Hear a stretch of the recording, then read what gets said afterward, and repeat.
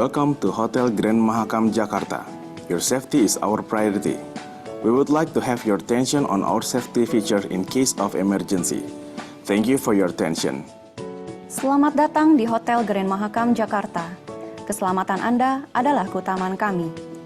Kami ingin menunjukkan prosedur keamanan dan keselamatan pada saat terjadinya keadaan darurat. Terima kasih atas perhatian Anda.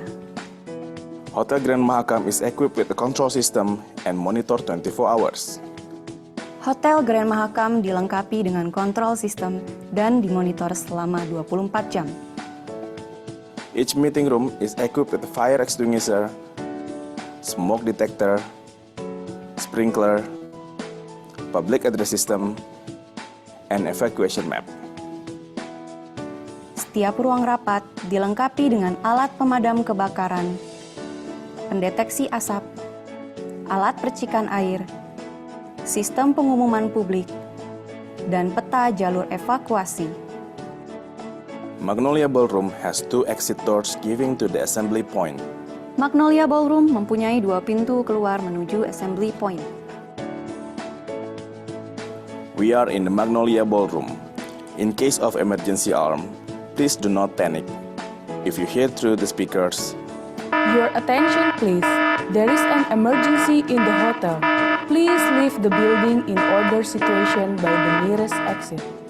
our expert associate will guide you toward to the nearest emergency exit doors to the assembly point.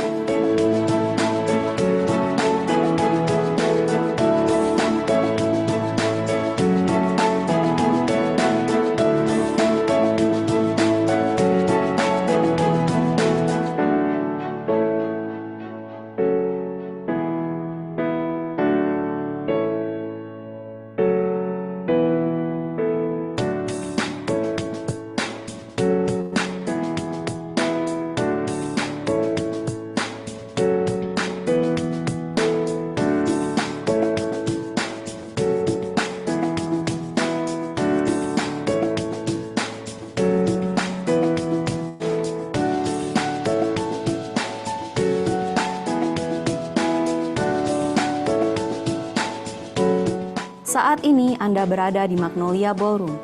Apabila terjadi keadaan darurat atau alarm, dimohon tetap tenang.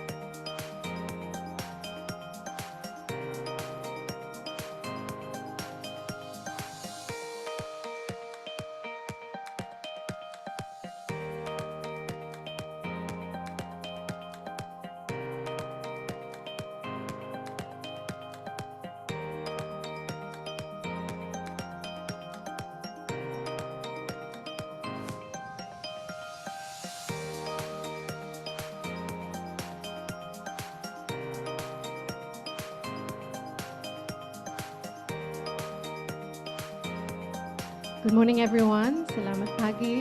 We'll be starting in 5 minutes, so please grab some food outside at the entrance, and then we'll be starting in 5 minutes. And please kindly settle down.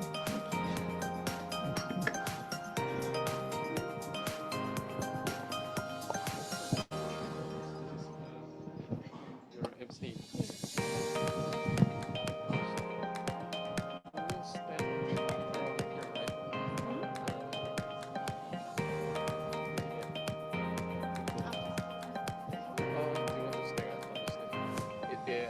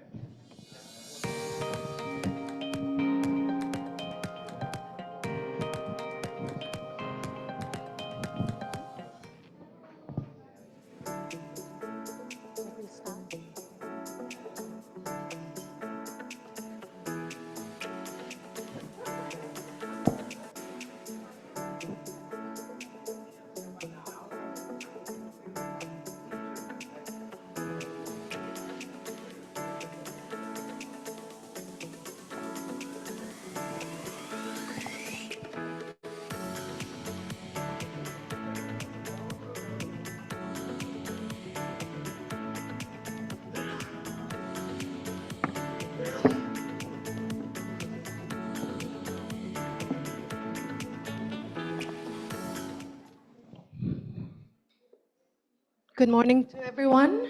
Can we please settle down and we'll be starting in a while?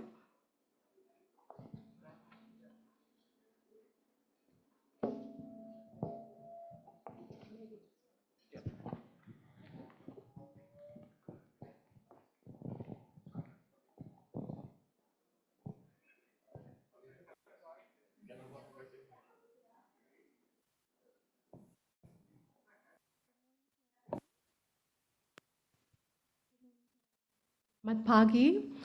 Thank you all for joining us today in person here in Jakarta and also those who are attending online as we officially hold the launching of the ASEAN Circular Economy Business Alliance.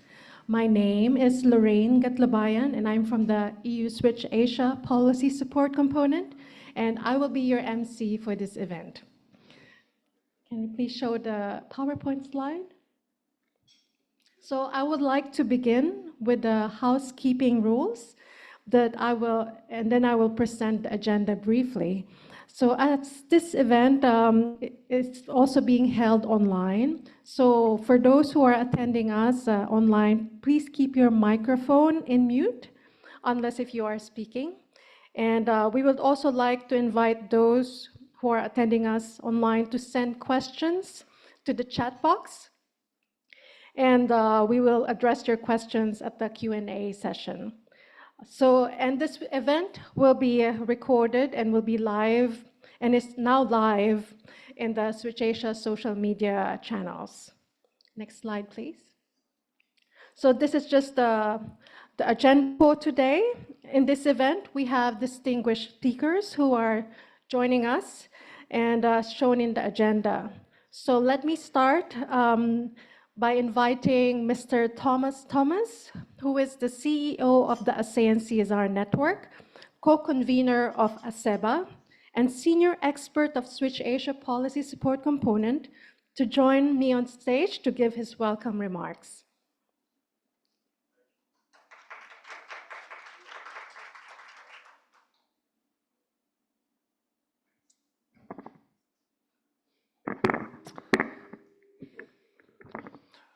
Very good morning, selamat pagi. I want to extend a warm welcome to everyone, especially let me acknowledge some of the speakers, His Excellency, the Ambassador who will be coming in soon. I also want to acknowledge Dr. Zinaida Fadiwa, our team leader for Switch Asia, Basri from Cardin, online, Mr. Gil Gonzalez, and Rene, my fellow senior expert, senior officials from ASEAN Secretariat, distinguished guests, ladies and gentlemen. Very warm welcome to each and every one who is present here in this hall, and also a warm welcome to those who are joining us online. There are more online than here physically, because online we have from all the 10 countries. Here is those who are physically traveled all the way from different countries and within Jakarta to be here. Thank you very much. This event marks another milestone in the promotion of responsible business in ASEAN. Today marks a new beginning as we launch the ASEAN Circular Economy Business Alliance, or ASEBA, because we are doing Indonesia, A is pronounced as A, ASEBA, in short. It marks the successful end of a consultative and exploratory phase of the project to mobilize action for circular economy in ASEAN. Today, due to this process, we have a principle-based approach to circular economy in ASEAN.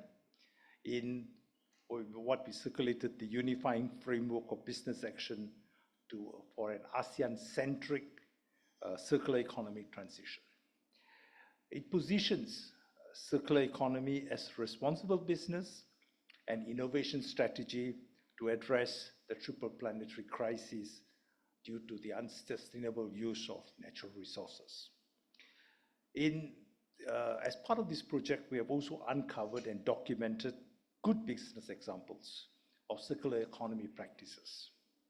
On 27 June this year, we launched 55 of these cases, and now we have more than 63, and the number is growing.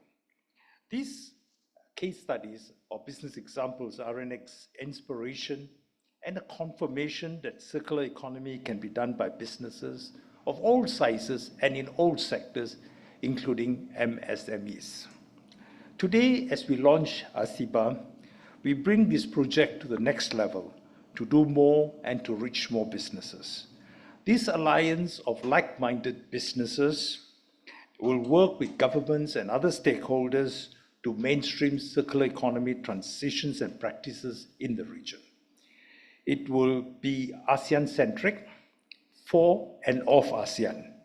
It will work to advance the ASEAN Circular Economy Framework. As we move forward, I am also quite sad today that the chair of the ASEAN CSR Network, Ms. Yanti Triwardini, is not able to be with us. She passed on suddenly in the evening of 31st March 2024. She was very supportive and had been a catalyst for this project and also in promoting responsible business and the next phase of this project. She is missed, and I am forever grateful for her contributions and great support. Okay, thank you, Yanti, wherever you are. I also wish to share that the ASEAN CSR Network, the ASEAN, will transit to AREBA, the ASEAN Responsible Inclusive Business Alliance. ASEAN has done well, but we need to position ourselves to be relevant as an enabler for businesses to take responsibility for their impact on society and the environment. The word CSR is wrongly taken to mean corporate philanthropy and charity.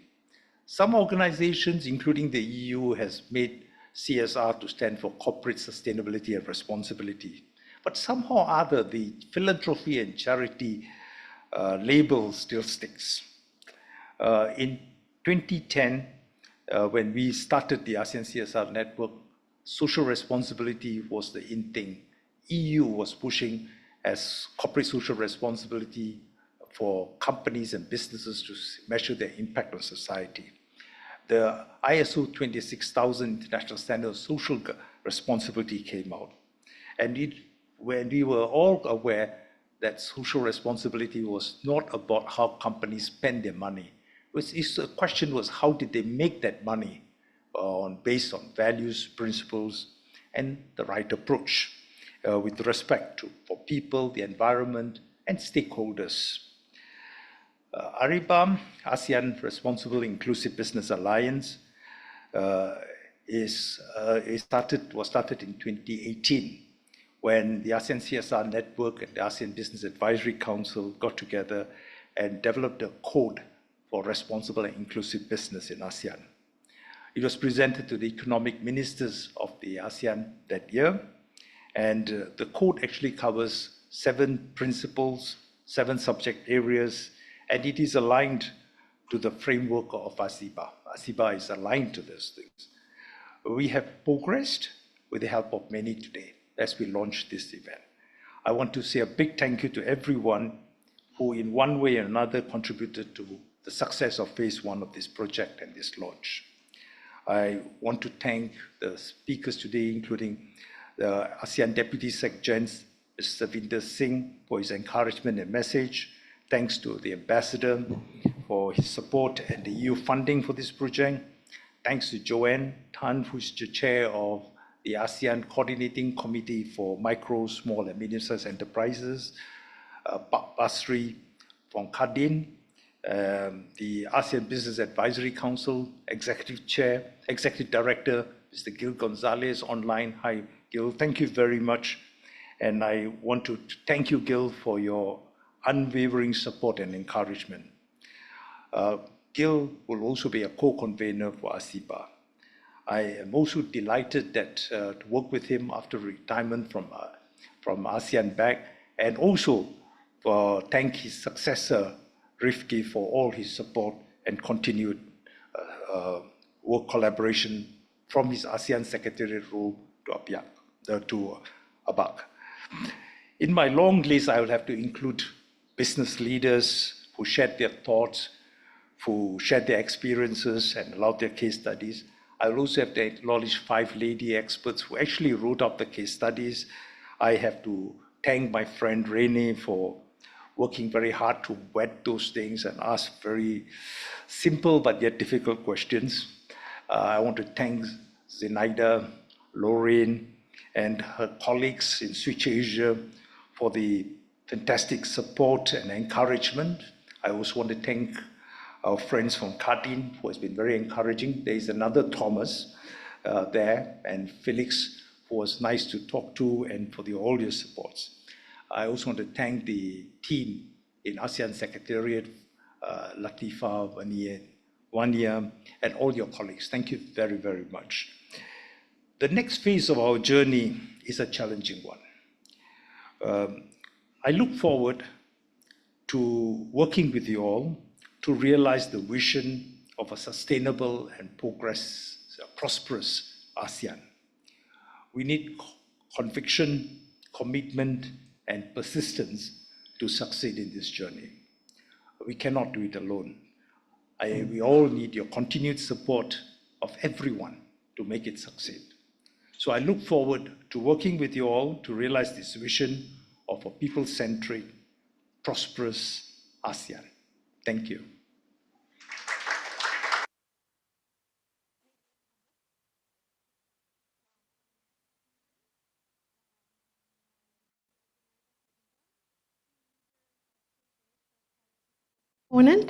And Dr. Renee Van Berkel, co-convener of ACEBA, senior expert of Switch Asia, PSC, and also representing Thammasat University. They will speak about the ACEBA genesis and opportunity, framework for business actions, lessons learned, and plans. Dr. Zenaida, you have the floor. Selamat pagi, colleagues. Selamat pagi, friends. This journey of ACEBA birth, or ACEBA, as Thomas taught us, has started last year, in August last year, with activities commencing very strongly from October. It has been technical advisory on the request of ASEAN CSR network, which, as we learned just now from you, Thomas, is also being transformed and transferred in the course of this journey into ACEBA, to reflect the wish of the businesses to see CSR not as the way of how businesses spend money, by how money are being made. So it's really about good, responsible business in the region. So congratulations also on the birth of ACEBA. So we are really looking at the launch of two successful events. On behalf of Switch Asia, it is my pleasure very briefly to welcome you all to this important event. For the colleagues also online and those which are with us in the room, of course, the CEO of ASEAN CSR Network / CEO of ACEBA, Thomas, to fellow EU colleagues which come from the EU delegation and various EU programs whose presence here in the room is a testament for really European initiatives to work together to make this and other initiatives aligned and strong for the sake of powerful, ambitious ASEAN region as a leader in the area of sustainability. Also big welcome and big thanks for support for Kadin, which takes a lead in this journey. Pa Basri, Ibu Ayu, who is also with us in the room, thank you very much to you and your colleagues to be with us. Also, we would like to acknowledge online presence of the joint Chamber of Commerce from Thailand, which is going to talk to us today from Bangkok, as well as a presence of other business associations, business membership associations in different ASEAN countries. So you are all welcome. So it's a large number of people online. Registration for this event exceeded 100 by far.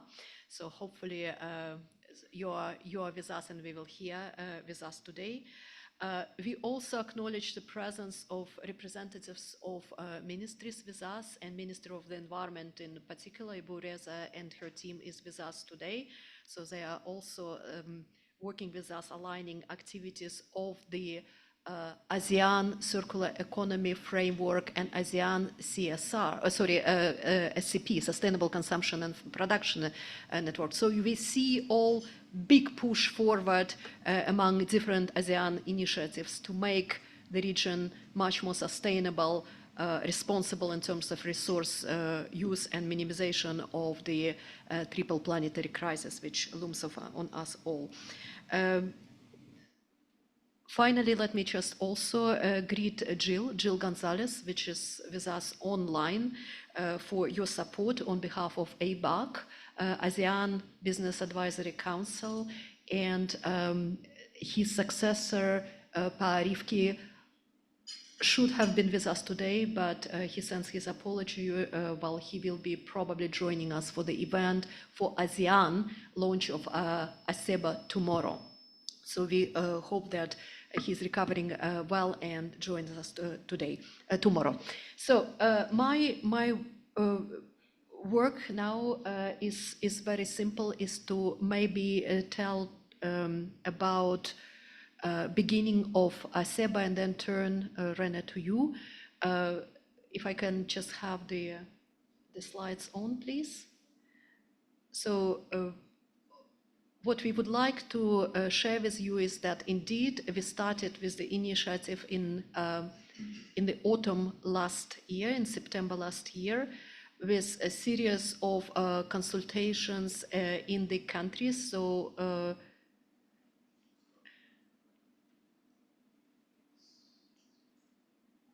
I think it's not correct. Oh yeah, let me see. Oh, thank you very much.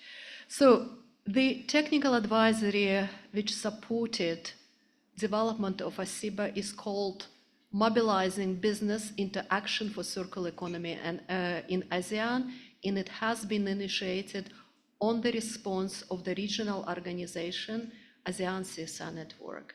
Switch Asia is a program of EU, which is operational in the Asia and now Asia and Pacific region since 2007, provides advisory to the governments as well as regional organizations. So that clearly has been of the second kind. The idea here was to mobilize, catalyze, and facilitate business interaction in ASEAN member states towards businesses being able to elevate their actions in the circular economy through three integrated types of activities with a triple purpose: to facilitate arriving at the shared understanding of the circular economy in the area of business in ASEAN, to document, analyze, and draw lessons from business actions in line with circular economy, which are already ongoing in the region, so that we could see that circular economy in businesses in ASEAN is not an alien concept, that businesses are already doing it and aspiring to do it at a much grander scale and in collaboration with each other within the region and outside of the region. And finally, it is about engaging business sector into lifting these ambitions towards circular economy in the region. Now, the first stage has been about really sharing, understanding what it means, circular economy, among businesses in the region. So in the course of consultations in 7 places, in 7 countries, in Jakarta, Phnom Penh, Bangkok, Manila, Hanoi, Luang Prabang, and Vientiane, and also in Kuala Lumpur, between October and April this year, we have come up with principles co-developed with businesses on what circular economy means for businesses here. So we decided together with our facilitating experts, and it is my pleasure to acknowledge presence also of Nia, hello, so who facilitated the activities and interactions of businesses here in Indonesia, to arrive at 5 business principles, which are documented in the blue publication which you have in front of you. Thomas, you might want to lift it, and Renee also is lifting it. So those are the principles which co-developed with businesses. So it's not some theoretical concept, construct. It's not one of the 250 definitions about circular economy which float around. It is really something which became a foundation for the businesses later on to document the case practices which are already available for us all.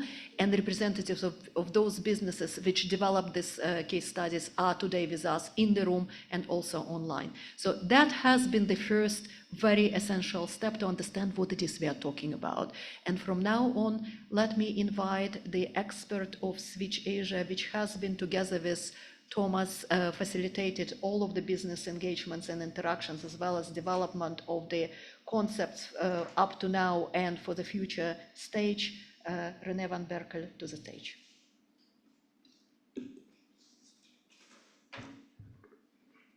Thank you very much.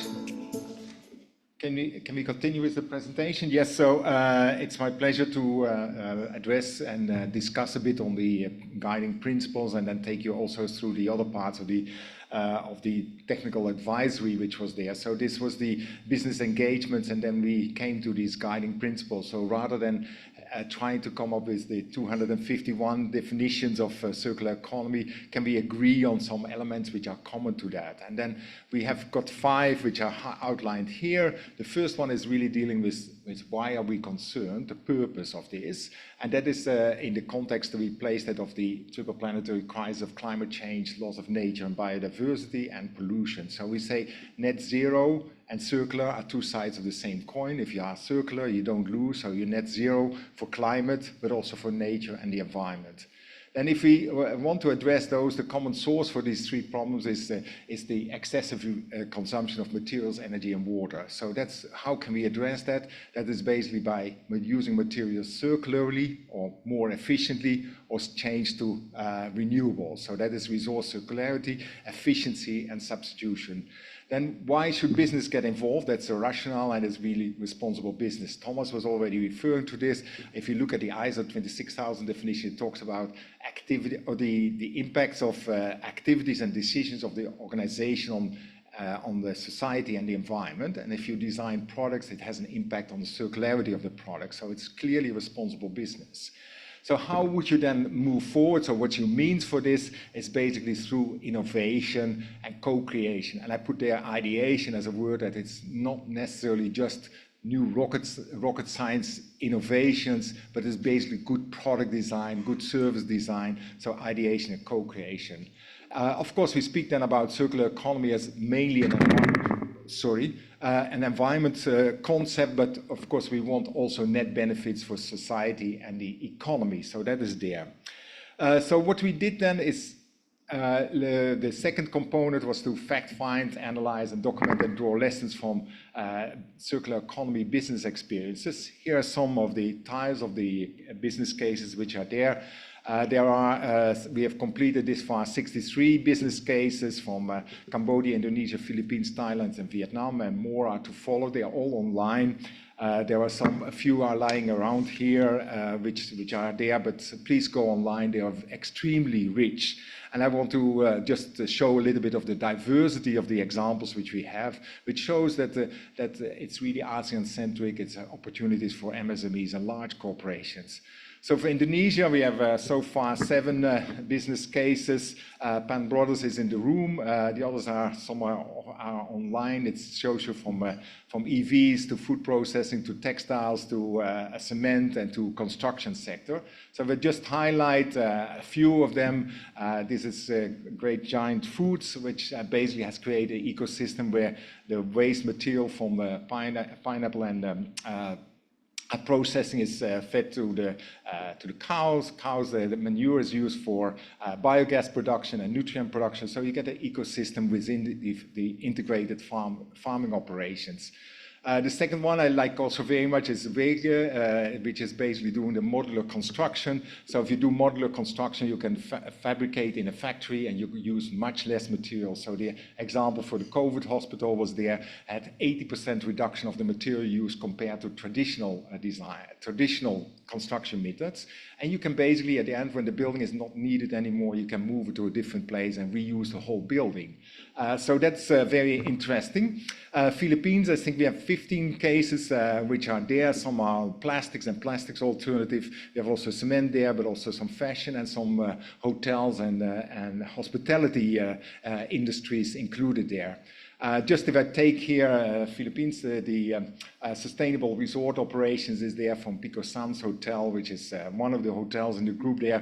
Done a lot of work on eliminating plastics and substituting with alternative materials. Also done a lot of work on 40-50% reduction of food waste, and food waste being composted and being the compost used in fruit and vegetable gardens in the hotels. The second one I show here is more community initiative, Restyle. They are basically taking worn garments, post-consumer garments, and turning them into a community initiative back into recovered garments, recovered bags, and other materials. So it's stitching by community seamstresses and using them and cleaning the materials. So very interesting examples as well. Vietnam, I think we have 13 examples this far, ranging from coffee and rice, growing to also handicrafts, to industrial parks, and also cement industries included. This one I like. This is coffee growing, and then you have basically the coffee berries, which becomes waste, but you can also turn that into cascara tea, which is highly nutritional, highly beneficial. But if you do that, you of course have to take better care of your coffee growing, so you have to also change to organic. So this company did it, Puk Sing. The other one is, which are personally very interested is this eco-industrial park in Nam Khao, where basically the waste from one company, from the steel sector, is being used in other sectors. So they avoid something like close to 60,000 tons of waste a year is being avoided and put into construction materials and other materials. Then we go Cambodia, 16 examples, quite diverse set of examples covering some community initiatives, some in the agriculture sector, some also recycling initiatives which are there. So just to highlight a few, SOGE is solar green energy, which practices solar solutions for farming, so solar heating, but also solar pumping, and has introduced the concept of pumping as a service, so changing also the business model. The other one is, by the way, also energy related, is charcoal production from coconut shells, and then you get high quality charcoal, which can be used for barbecues and other materials, and has much less air pollution also there.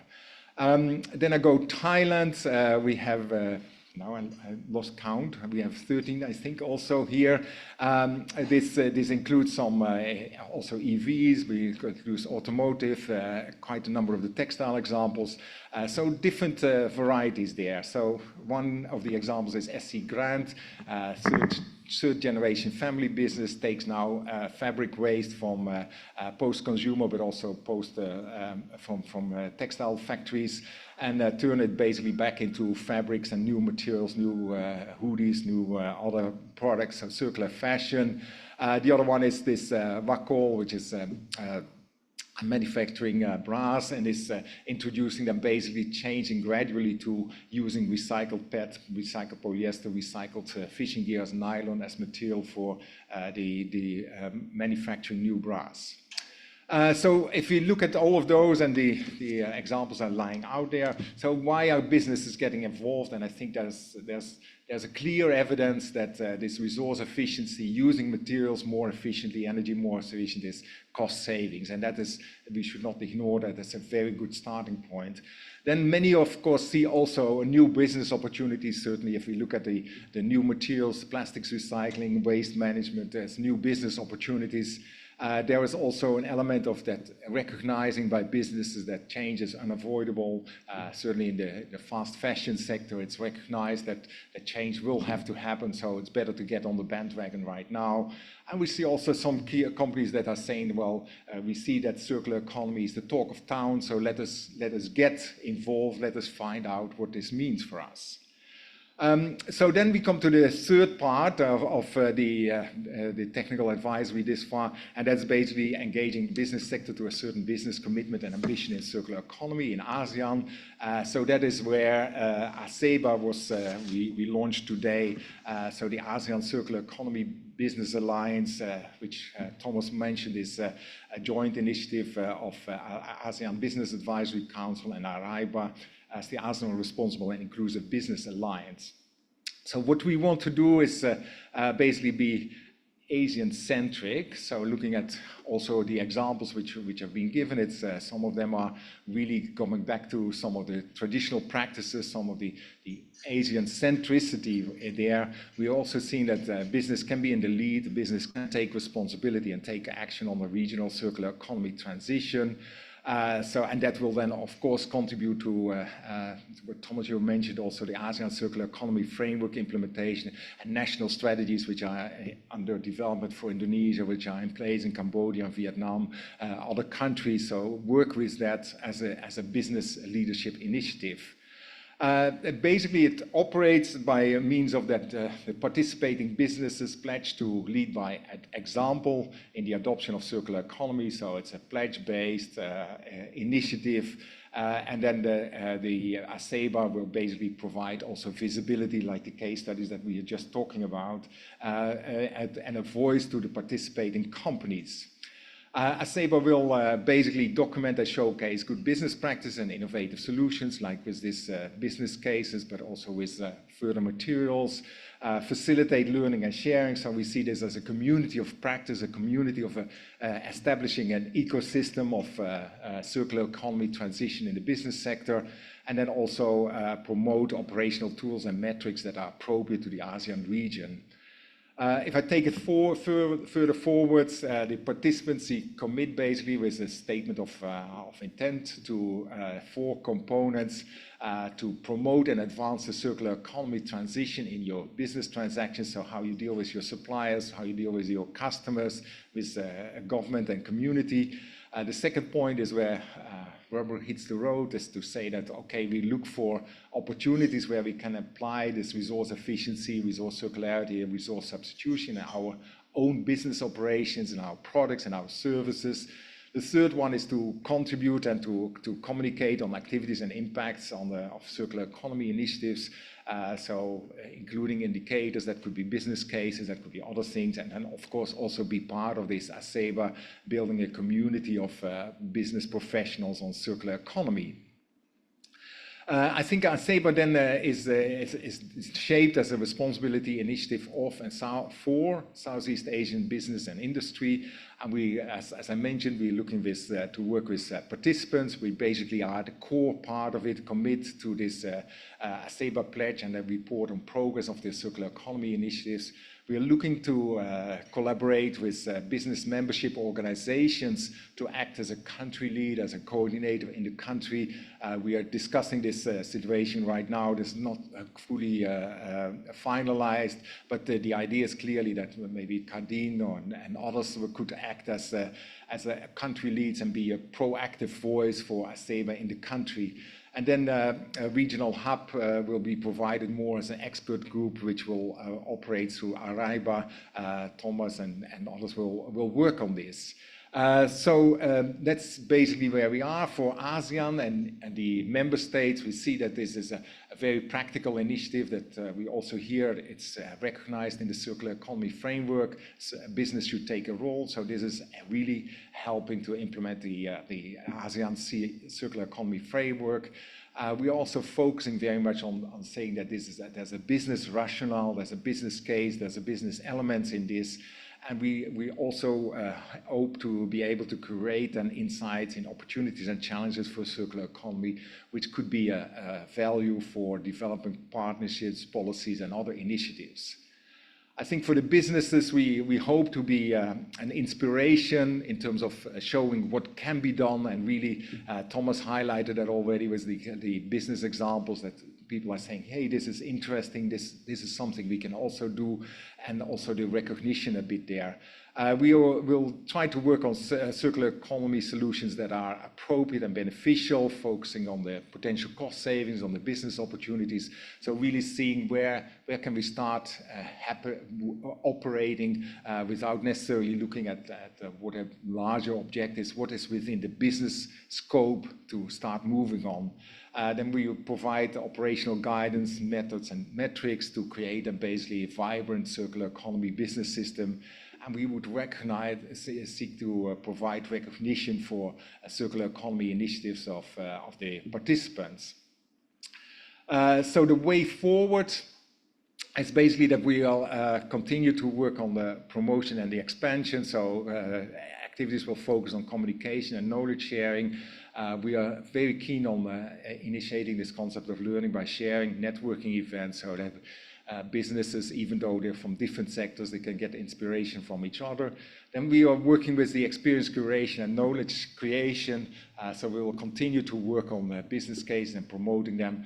We are thinking about operational guides, which will be developed on how can you as a business navigate your magnetic north for where you could go on circular economy. How can you translate this into a strategy, and what could be metrics, for example. And of course, we are also looking at advocacy and partnerships to do a policy brief, to look at a partnership roadmap, and to advocacy and engagement. I think that the regional, we look for regional coverage to be relevant to all 10 ASEAN member states, but recognizing that there is a large amount of diversity within the countries and among the countries. Welcome to the ambassadors. Thank you for joining us, Mr. Sujiro. And then we will have a regional coverage, but initially focus maybe in terms of national activities in Indonesia, Thailand, and the Philippines, and then seeing how we can gradually grow this initiative. And we are very pleased to be assured of the continued technical advisory from the Switch Asia policy support component funded by the European Union. So then, of course, who is us? Let's be also recognize that our starting lineup is we have 12 business participants right now. We only opened last week, so that is just a reflection there. PT Pan Brothers, Rizal is here in the room from Indonesia, Global Action for Environmental Awareness from Cambodia, Husk Ventures Cambodia, Knai Bai Chat Cambodia, Pactis Cambodia, Solar Green Energy Solutions Cambodia, Sudrain Cambodia, Tonton Cambodia, Converge ICT Philippines, Sayok Springs by Radak and Family Organics in Thailand, Millennium Destination from Thailand, and Pacific Asia Travel Association, which is of course a regional organization. And then we have lined up some business partnerships, of course, with ARIBA and ASEAN Business Advisory Council. We have the ASEAN Coordinating Committee on MSMEs and also the ASEAN MSME Advisory Board, which are also supporting us as we are talking, as Zinaida also said, we trying to discuss and certainly have the interest from Kadin, Indonesia, and the Joint Foreign Chambers of Commerce of Thailand. Sorry to do that. And then, of course, the technical advisory from Switch Asia. So thank you very much. We very much look forward to work further with you, to see this community grow, to see ambitious initiatives mature. We are a small initiative. We are begging for support, but we see that also there are many opportunities. We feel inspired by the business cases that have been documented, that it is possible. Businesses in ASEAN are making a difference towards the circular economy. Let's try to nurture that, let's try to advance that, and that's the trust of ACEBA. Thank you very much. Thank you, Zinaida and Renee. I would like to acknowledge the presence of His Excellency Sujiro Sim, EU Ambassador to ASEAN. Thank you for joining us. We will now go to the next speaker, Mr. Gil Gonzalez. He's the Executive Director of the ASEAN Business Advisory Council and co-convener of ACEBA, to speak about ASEAN towards responsible and inclusive business conduct as foundation for circular economy. Jill, are you online? Yes. Okay, great. Can you hear me? We can hear you clearly. We'll just focus on, yes, we could see you now in the room. Please go ahead. Thank you. Thank you very much. Let me first thank Thomas and Renee for all the hard work they put together in being able to make the launch of ACEBA possible. As you know, ASEAN BAC and ASEAN CSR Network have come a long way in pushing inclusive and responsible business a few years back. But now I'm so glad that that partnership has been crystallized, as we see that at the core of every business enterprise, beyond its profitability and sustaining the success, now we'll have to worry about the environment, and we'll have to take an active part in being a champion for circular economy. ASEAN BAC is committed to push this partnership forward. As you know, ASEAN BAC over the years has a very simple formula in trying to help MSMEs. That is what we call the power of 3 M's. The first M, of course, is mentorship.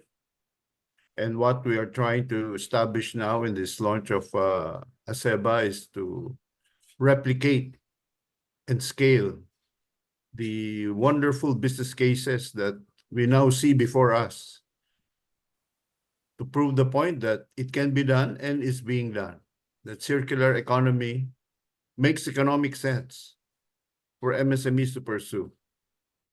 So under that light, we are here to encourage the memberships of ASEAN, where most of our memberships come from the national chambers of commerce across ASEAN. So we bring to the table the drivers, the actors, and the beneficiaries of circular economy. Now, the other M is money. And I'm particularly delighted that over the weekend, a big Philippine conglomerate has been able to access what is called a sustainability-linked funding, which means as this company or this conglomerate conform with the requirements of sustainability, the interest rate gets to become cheaper. So that is the real incentive that I believe should also be made possible to the hundreds of thousands MSMEs across the region.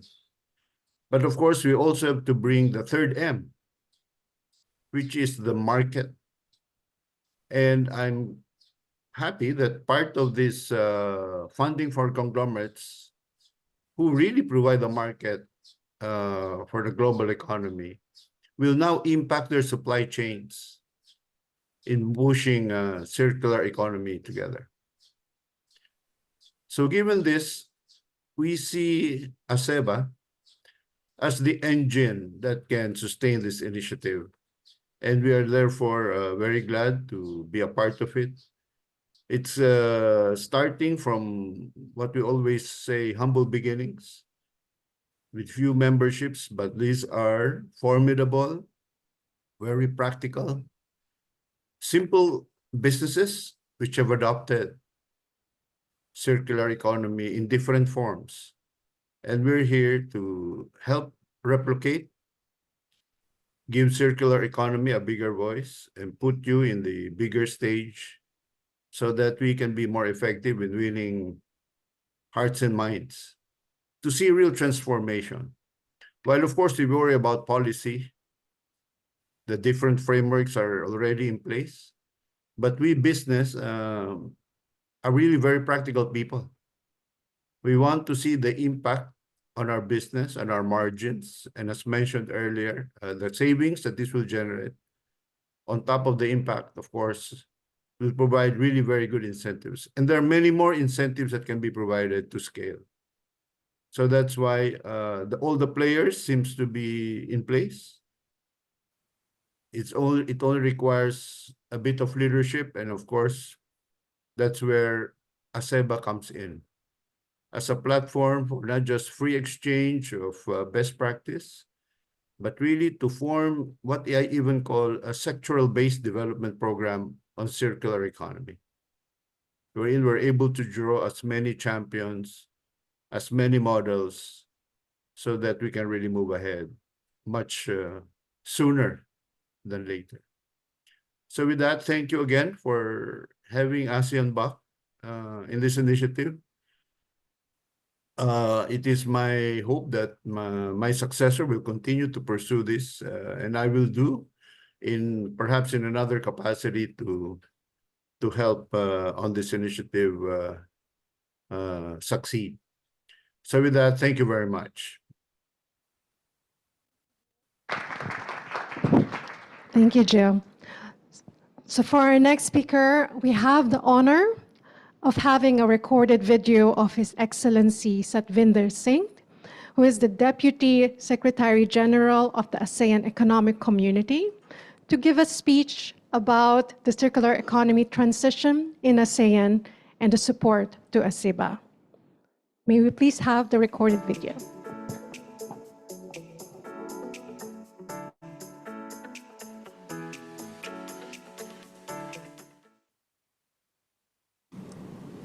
Mr. Thomas, the Chief Executive of ASEAN CSR Network, His Excellency Ambassador Sujiro, the EU Ambassador to ASEAN, members of the ASEAN Business Advisory Council, business representatives, esteemed guests, ladies and gentlemen, a very good morning to all of you. It's indeed an honor for me to deliver a remark today for the launch of the ASEAN Circular Economy Business Alliance. In short, we're calling it the ACEBA, ACEBA. This important initiative, this alliance embodies our entire collective commitment to advancing the circular economy transition in ASEAN. I want to extend my sincere gratitude to ASEAN CSR Network. Also, my gratitude goes to ASEAN Business Advisory Council and Switch Asia for the coming together of this collaboration, which leads to a pivotal moment in our journey, honestly, towards a much more sustainable future for ASEAN region. Understanding this concept of circular economy is still a challenge for many businesses, particularly in developing countries in ASEAN.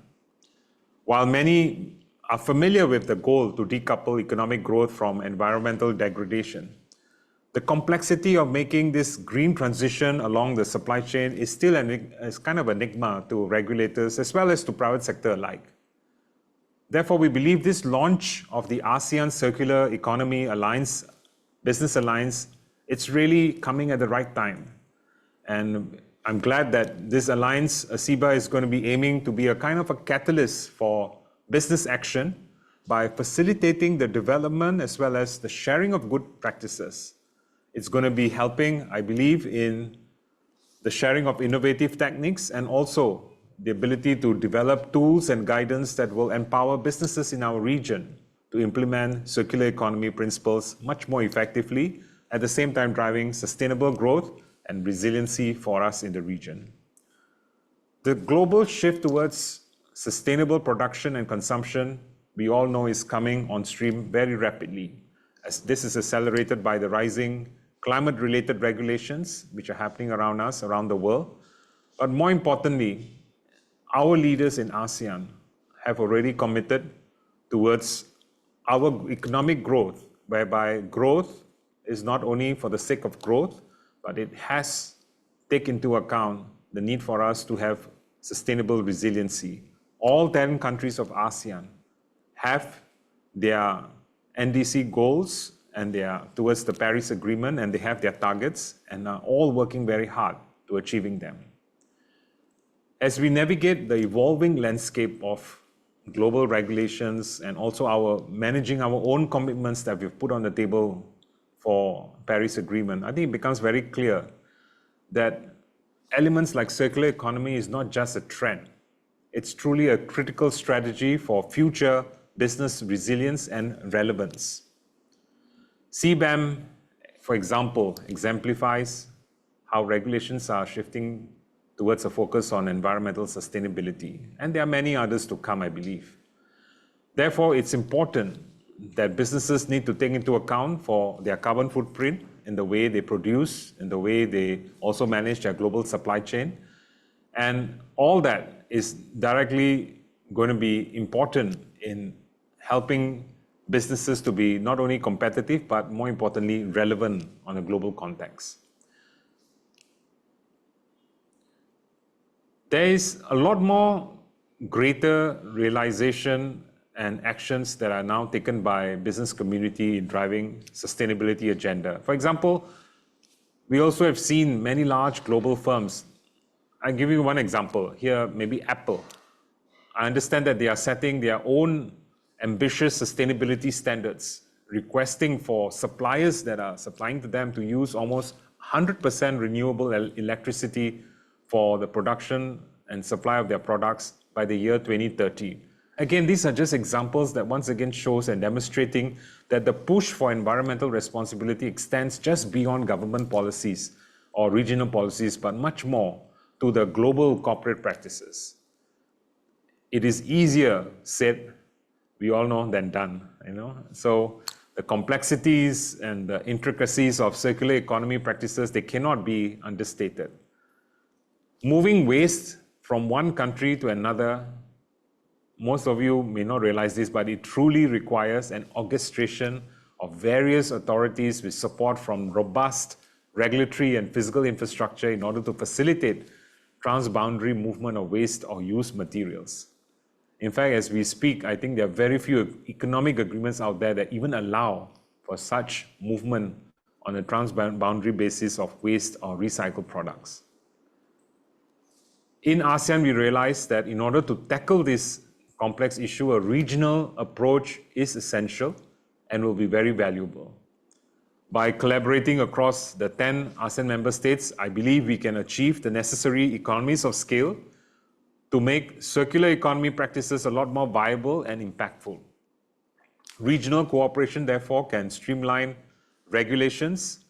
Regional cooperation can also work towards improving logistics and rules at the border, as well as creating a lot more cohesive market for recycled and remanufactured goods. This kind of harmonization will definitely work towards lowering barriers, as well as making what I call circular investment projects a lot more bankable, and also encourage businesses to be able to embrace circular practices more massively. Ladies and gentlemen, to achieve this, I believe the ASEAN economic ministers, they have invested their time and their what I call their commitment in wanting to get the region to adopt the framework for circular economy in the last 2 years. In fact, that was done in 2021. In that framework that was agreed by the 10 countries, it identified 5 strategic priorities. First, it was on standard harmonization. Second, it was on trade facilitation to support circularity. Third, the use and the role of technology and innovation and digitalization for us to be able to achieve it. And fourth, the focus was on access to financing that's required. And fifth is about focus on energy efficiencies, which is critical in order to help us accelerate and scale up our region's transition to circularity. After the framework was developed, the implementation plan for the framework, it was adopted also by the ASEAN Economic Community Council in February of 2023, last year. And that implementation plan, which is in force now, is being rolled out from 2023 to 2030. And within that, it was bottom up in terms of engagement of the sectoral bodies, and we actually identified in the first phase 3 key sectors of high emission. Number 1, agriculture, transport, and energy. And they, together, as part of the implementation plan, have identified 67 initiatives that will have to be rolled out from the period, like we said, last year, 2023 to 2030.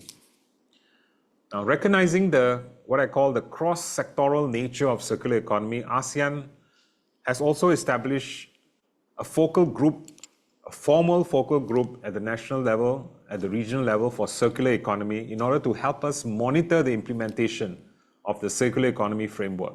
This is critical. The members of the focal group, they actually consist of representatives from the relevant sectoral bodies of ASEAN, including from places like agriculture, transport, energy, environment, and even the capital market. The inaugural meeting for the focal group of circular economy was first held in November of last year. And that's where they have also considered the establishment of the industry advisory panel, which consisted of representatives from the private sector, from think tanks and academia, to be able to provide what I call very critical industry perspectives and recommendations with regards to prioritization of initiatives, with regards to impact of initiatives, and even providing insights to the way forward and other matters related to the full implementation of circular economy framework. Now, allow me to share and give you a bit of insight about 3 landmark initiatives that will support our businesses to transition towards circular economy. And from this, you'll be able to see that actually a lot of heavy work have already started for circular economy. First, let me speak to you about the current negotiation on the upgrade of the ASEAN Trade in Goods Agreement. In short, we call it ATIGA Agreement. This is our main FTA that actually binds our region, the most important FTA.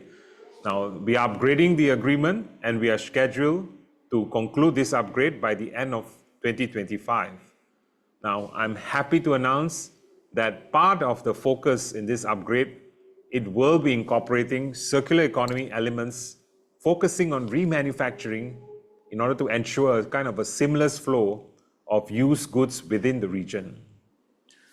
Now, why is this important? Well, original equipment manufacturers, the OEMs, particularly those that are in electronics, machinery, electrical industries, they all today face significant challenges in adapting and accounting towards circular economy practices. Most of them realize that they have to redesign the products and global supply chains that they have today currently. They need to take into account recyclability. They need to take into account sourcing of sustainable materials, as well as they need to take into account the establishment of reverse logistics for products take back that actually involves recycling. There is no more an opportunity for them to be able to have the end cycle of their products landing in landfills. That's not going to be allowed. That's why all of these efforts are today part and parcel of the redesign of the global supply chain happening at the OEMs. And not just Southeast Asian OEMs, it will be the OEMs from all over the world. And therefore, in order to make our region relevant, the work that we are doing in upgrading our ATIGA to make it relevant is critical in being able to be in a position for the region to be able to be in a position to attract the new generation of investments that will be a lot more circular in terms of the global supply chain design. Now, therefore, we believe that some of this harmonizing also of the regional standards and regulations for circularity, all these are going to help facilitate the access to recycled materials, which everyone needs to now look into very carefully. And this will definitely, we are all going to be moving in an era where OEMs are going to be looking at extension of product life in order to be able to meet decarbonization requirements. There's going to be a lot more push towards reducing environmental impact by diverting waste from landfills and this is where I believe that if we can get this right, if our ATIGA and our negotiators can achieve a landing spot that is sweet and relevant towards circularity, we will become a region, a formidable region in the world where sustainable global supply chain will exist. And we aim for that. Second, let me also share with you what else is happening. Second, I want to bring to your awareness the sort of the competence across sectors in ASEAN, where we are trying to work towards raising the capacity in the region. And part of that actually is going to be what's involving is right now is we are establishing the ASEAN Center for Excellence for Green Transition. This center is going to be serving as a capacity building platform that's going to be empowering our ASEAN companies. It doesn't matter what size they are, micro or mid to large. And the idea is to be able to bring everybody along in the journey towards circular economy. Now, beyond supporting the manufacturer or the producer in adopting circular economy business model, this center will also seek to support the entire business ecosystem, including the logistics supply chain, for example, in helping them to transform and to bring decarbonization as a major focus in their value chain solutions. Now, this will include, for example, capacitating the legal sector to be able to navigate the impacts of some of the regulations out there, the green regulations that are out there. It will also involve training the trainers in what I call sustainable reporting, in carbon accounting. And I would also say we want to be also using this platform in order to help project owners to be able to make their project proposals a lot more green finance friendly and more bankable, so that they can able to garner the resources they need in order to execute their projects. So it's a tall order, and we are hoping to get this center up and running in near future. Third, I also want to talk to you about our plans in ASEAN to establish what I call the Sustainable Finance Support Hub, which is going to be a platform in order to help project owners in ASEAN to enhance kind of their bankability of sustainability related projects. And this in return hopefully will create a pipeline of investment ready ventures. Today we see a lot of green finance funders in the region are telling us that they don't have enough projects to look at. So I think there is a challenge and there's a bridge we need to address. And I think this is one attempt for us to be able to do that for the region. We hope to launch this initiative pretty soon, by early next year, and therefore attracting the much needed ability for us to tap on project owners from the region to be able to tap on green funds that are interested in our region. Ladies and gentlemen, I wish to emphasize that ASEAN's path to sustainability and circularity is really far from, I would say, smooth sailing. We have challenges.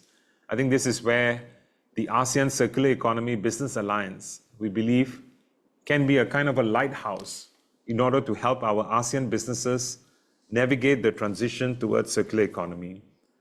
Now, with the focus that it's going to have on what I call the ASEAN-centric initiative, this platform, this alliance, will provide a unifying framework that's going to be practical for effective implementation of circular economy principles for business. It is essential, I believe, in helping us in translating high-level strategies into actionable steps that businesses can follow in order to achieve sustainability. Let me conclude with this. I believe, and I think most of you are going to emulate my thoughts too. The journey we are having towards circular economy in ASEAN, we all know is both a challenge, but we cannot deny that this is also a great opportunity for us.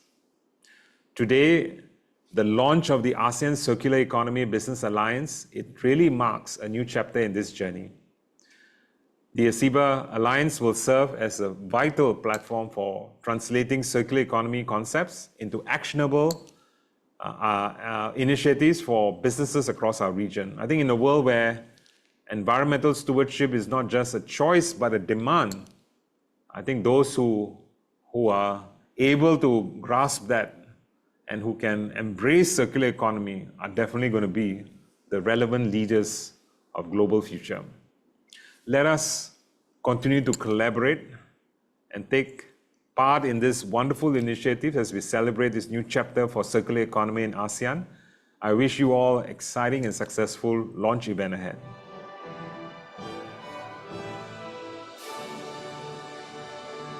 Hello. Thank you to His Excellency Satvinder Singh. So may I now invite on stage the next distinguished speaker, who is joining us today in person, His Excellency Sujiro Sim. He is the EU ambassador to the ASEAN. He will be speaking to us about the EU's commitment to supporting ASEAN in the transition to a low-carbon, resource-efficient, and circular economy. You have the floor. Thank you very much, Mistress of Ceremony.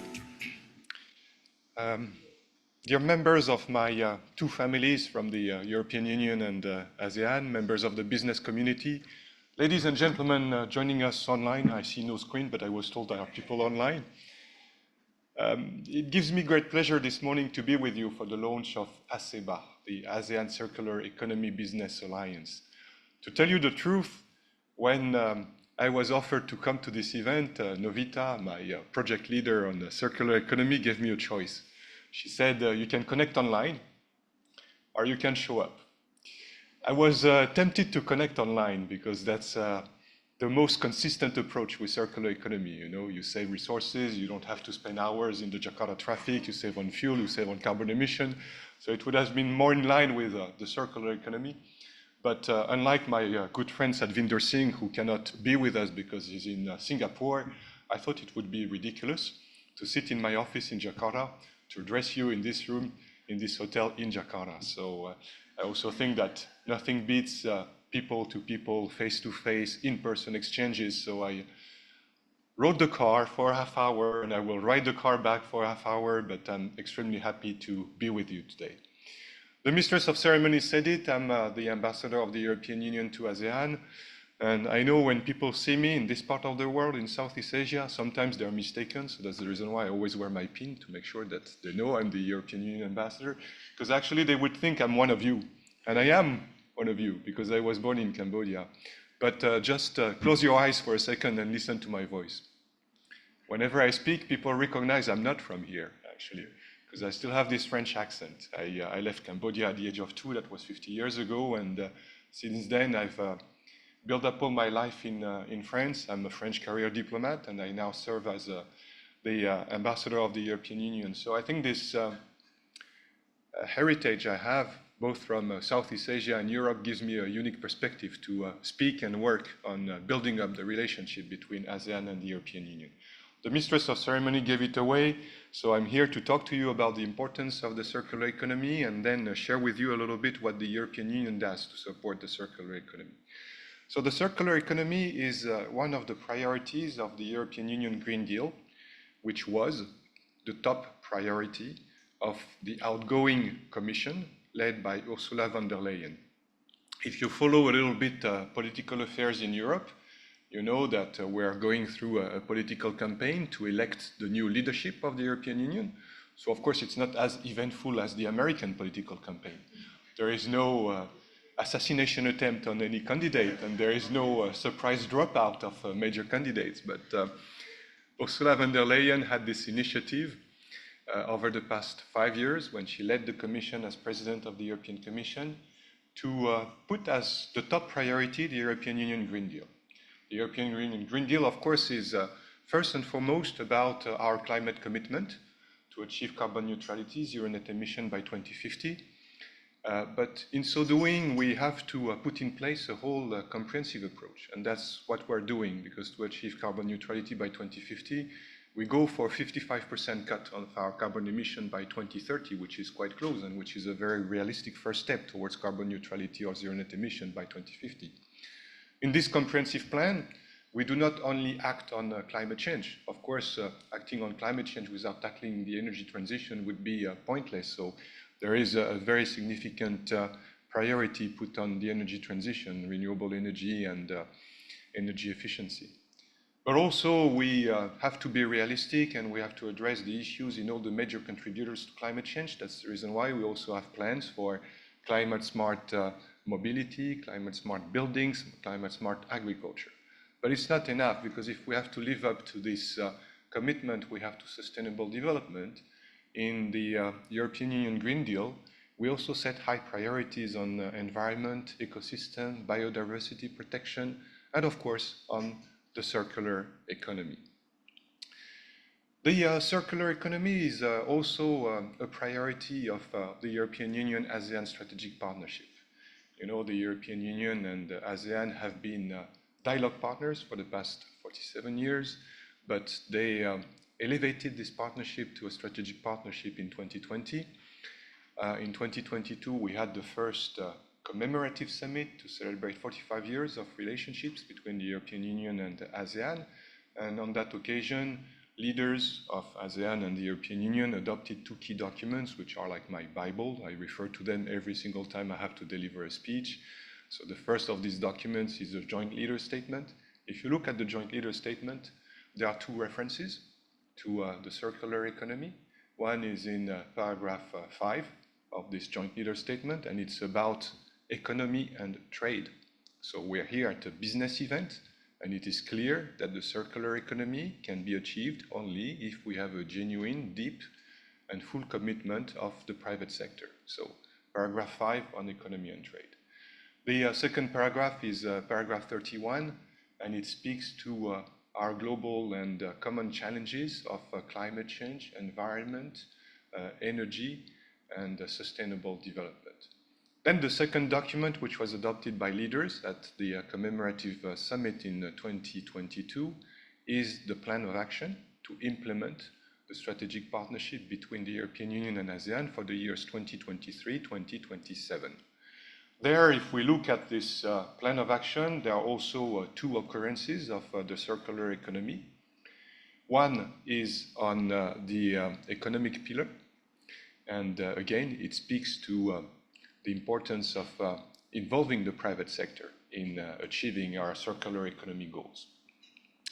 And the second one is on the cross pillar, because you know in ASEAN we have the 3 pillars: political and security, economic and social-cultural relations, and then there is a cross pillar approach, and the circular economy is among the cross pillar issues. And it is true that if we want to achieve the circular economy goals, we need to mainstream the circular economy. It has to be incorporated in everything we do. So that commitment is a commitment to sustainable consumption and production. It's a commitment to support the ASEAN initiatives. My good friend Sadvinder Singh reminded us of these initiatives, in particular the ASEAN Circular Economy Framework and the ASEAN European Union Circular Economy Stakeholder Platform. So this is where we are today on the importance of the circular economy. And now let me turn to the European Union support to the circular economy. You can see the banners and the signage in this room, so you all know about Switch Asia, which is one of our main instruments to support the circular economy in ASEAN. Switch Asia was founded in 2007. Since then, we have invested 300 million euros in 24 countries in Asia to promote the circular economy through two major components.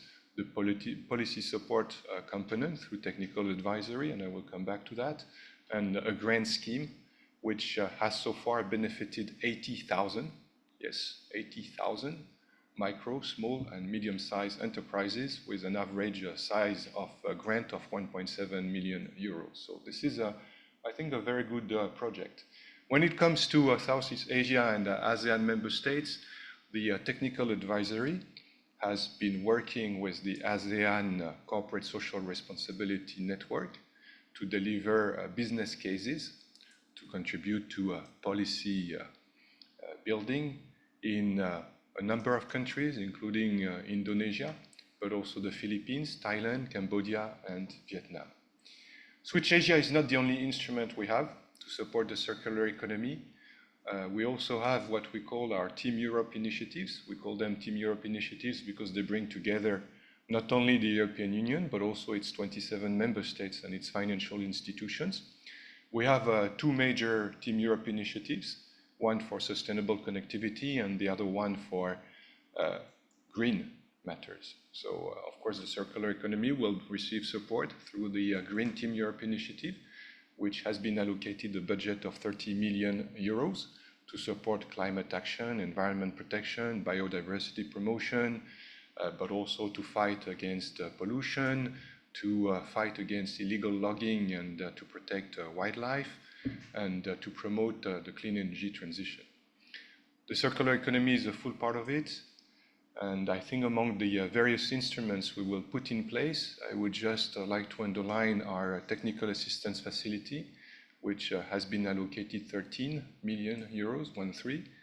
And in particular, once the ASEAN Secretariat approves that technical assistance facility, we will be able to support the establishment of a center of excellence to assist micro, small, and medium-sized enterprises, which comprise most of the economic substract of in the ASEAN. I mean, yes, of course, we have major companies, but the companies which are most in need of assistance will be the micro, small, and medium-sized enterprises, and that's the reason why, through the technical assistance facility of the Green Team Europe initiative, we will be promoting the establishment of a center of excellence to assist micro, small, and medium-sized enterprises to reap the benefits of the green transition and therefore the circular economy.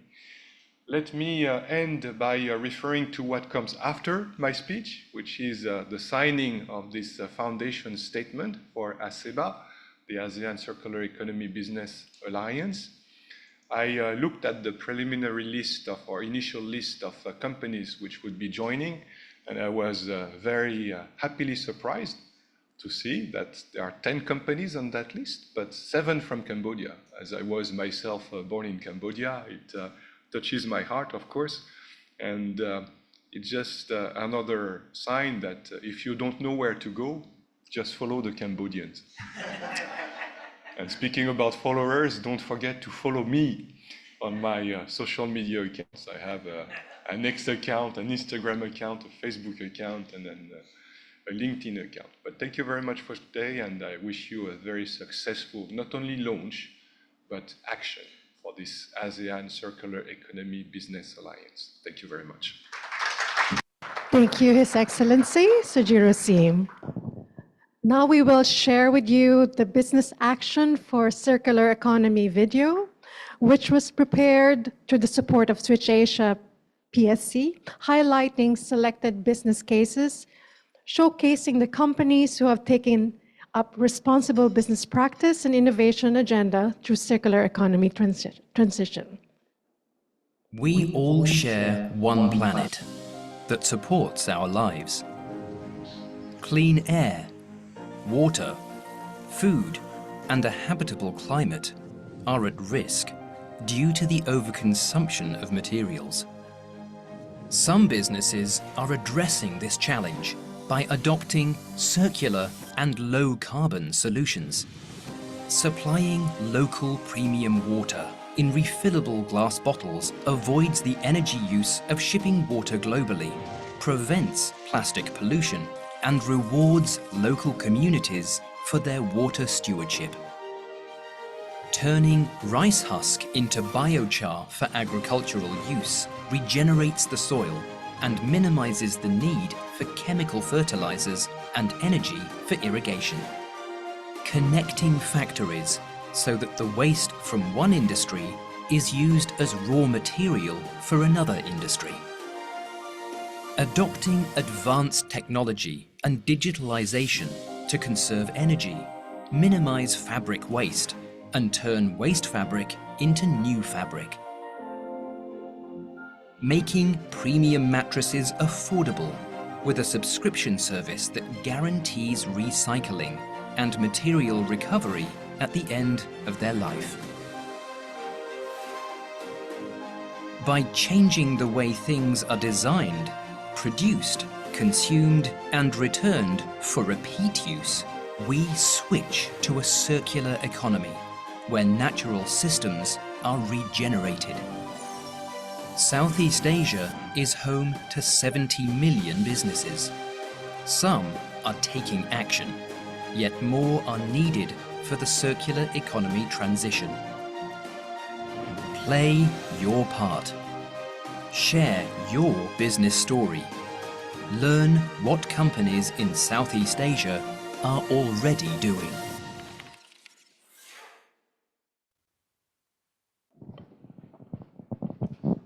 Okay, let's give a round of applause. To officially launch ACEBA, may I now invite Renee and Thomas to come on stage for the signing of the foundation statement as co-conveners.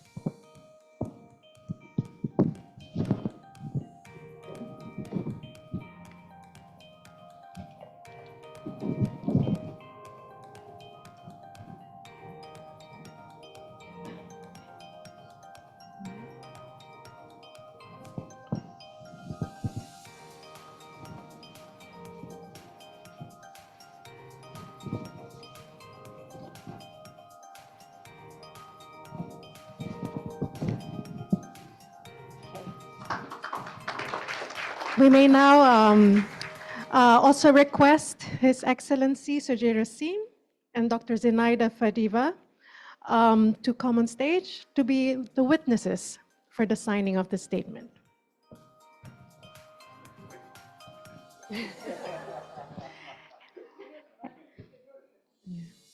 And I will just state the foundation statement.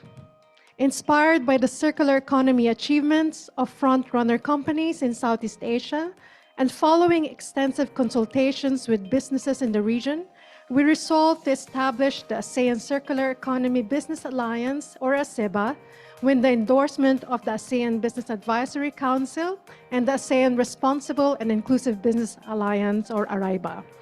ASEBA is an ASEAN-centric business-led initiative that works to catalyze business leadership and action on circular economy in ASEAN through such activities as networking and knowledge sharing, development and promotion of best practices, techniques, methods and tools, and advocacy within the business sector and with government and other stakeholders in collaboration with national business membership organizations.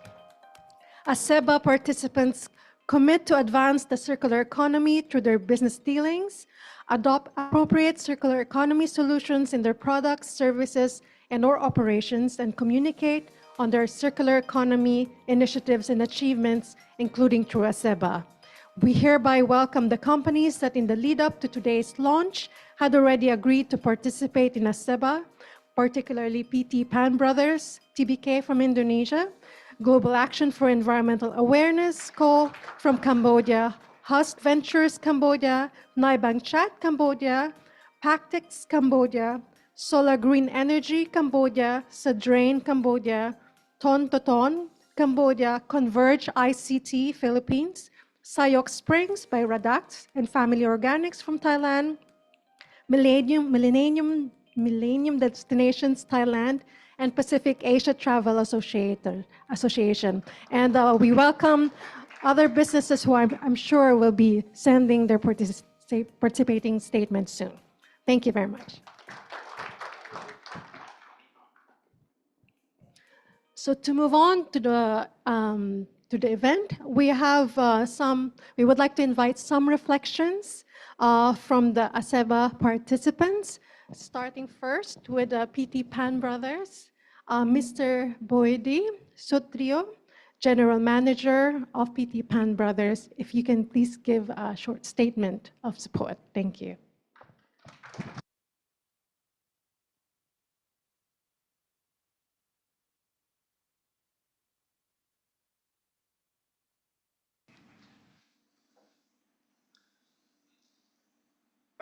Thank you very much for the opportunity.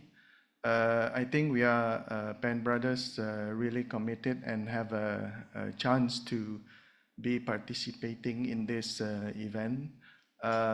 Firstly, I think we all here, we have one common objective because we care. We care about our people, we care about our planet, environment, and we as a private sector, we also commit with the one goal, which is a sustainable company. I think with that, I would like to thank you for the Switch Asia for us to be able to participate in this very excellent engagement for the circular economy Asia. Thank you very much. Trio, thank you, Mr. Satrio. May we now invite some online participants who have joined ACEBA. I hope you are with us online. Ms. J.Ann Encarnado, Vice President and Head of Corporate Communications and Public Relations of Converge ICT Solutions, to give a statement. Joanne, are you online? Yes, hi. Okay, great. Thanks. Please go ahead. Good evening, everyone. Our fellow members of the Alliance, friends, good day to all. Converge ICT Solutions, as a leading fiber internet service provider in the Philippines, has always made it a priority to embed sustainable practices into our operations. To this end, we actively promote a circular economy as we aim to reduce our solid waste to landfill to zero by 2030.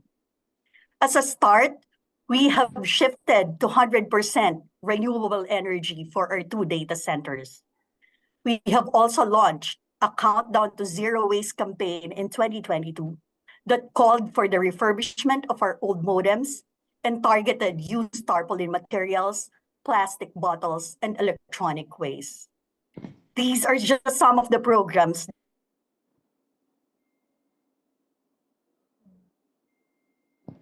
I think we lost Ms. Encarnado. Yeah. Okay, so thank you so much. With our participation in the Alliance, we hope, yes. Well, you're back. Please go ahead. Yeah, sorry. Lost you for a while. I think we lost. Okay. We at Converge support and will strongly advocate for the principles and values promoted by the ASEAN Circular Economy Business Alliance. We are excited to meet all of you soon. We're sorry we weren't able to join you on site, and we hope to explore possibilities for greater collaboration. Again, thank you for this opportunity and our warm congratulations to the Alliance. Okay, thank you, Ms. Encarnado. Can we now ask Mr. Jean-Philippe Lepage, a General Manager of Global Action for Environmental Awareness, to take the floor? Are you online with us? Jean, are you online? Jean-Philippe Lepage? Yes, I'm here. Can you Okay, hear great. me? Yes, we could hear you clearly. Please go ahead. Yes, so thank you to invite me. I'm very happy in the name of Gaia to join this event about the circular economy. And we are working daily in Cambodia to promote the circular economy. And I hope that we will be more and more in this project to be able to make the world better. And so thank you everyone to invite me, and I wish we can work together to improve the circular economy in Southeast Asia. Thank you very much. Thank you, Mr. Lepage. Next to speak is Mr. Jeff Moons, who is CEO of Nai Bang Chat. Are you online, Jeff? Are you with us in the event, Jeff? Okay, we don't hear him. So we'll move on, and thank you so much to the participating companies who are now part of ACEBA. We now move on to the next speaker, who is Ms. Joanne Tan. She's the chair of ACC MSME, co-chair of ASEAN MSME Advisory Board, and Deputy Managing Director of Enterprise Singapore. She will give her statement through a recorded video.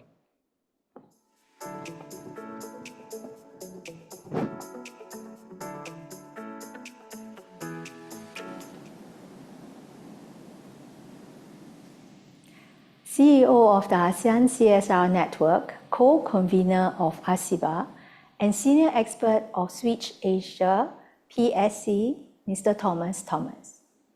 Co-convener of ACEBA and senior expert of Switch Asia PSC, Mr. Rene van Berkel. Executive Director of the ASEAN Business Advisory Council and co-convener of ACEBA, Mr. Gail Gonzalez.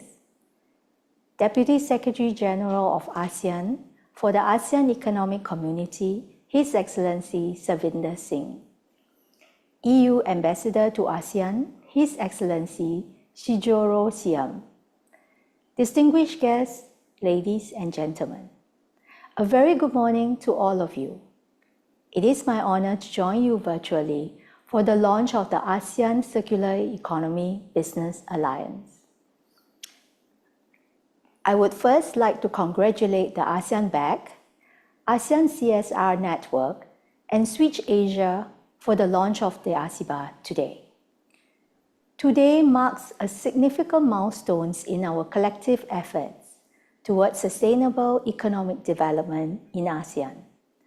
I am heartened by this initiative to rally businesses together and share best practices on the adoption of circular economy practices. In this rapidly evolving landscape, businesses must heed the call to adapt to emerging trends and demands.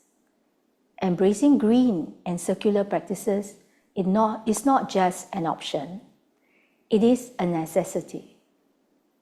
ASEAN stays ever committed to empowering businesses, including MSMEs, and helping them to unlock their fullest potential in the area of circular economy. This is evident from initiatives like the ASEAN Strategy for Carbon Neutrality, the Framework for Circular Economy for the AEC, and the ASEAN Blue Economy Framework. The ASEAN Coordinating Committee on Micro, Small, and Medium Enterprises, or ACME in particular, has also actively rolled out initiatives like the Study on MSMEs' Participation in the Circular Economy, to encourage MSMEs to adopt green practices.